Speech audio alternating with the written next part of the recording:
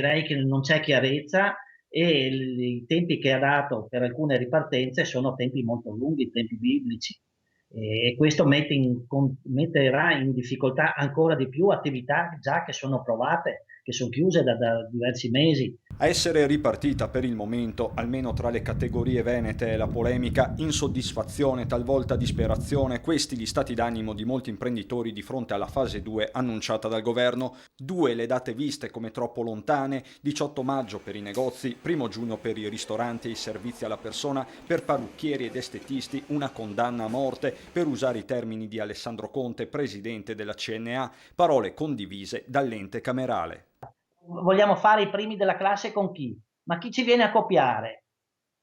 Gli altri paesi stanno ripartendo su questo e noi siamo fermi al palo con i problemi che ha questo paese poi tra l'altro, di indebitamento, di spesa pubblica, veramente siamo nel paese dei balocchi. O qui si ha la capacità di comprendere come funziona la produzione in un paese, altrimenti andiamo a casa.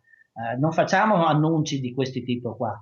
L'imprenditore ha bisogno di certezze e finora non ne abbiamo avuto, a parte qualche data. Per i commercianti dell'Ascom la misura è colma, non si può parlare di fase 2, afferma il presidente della sezione di Treviso. Siamo ancora nella fase 1, cioè l'annunciata fase 2 è un bluff.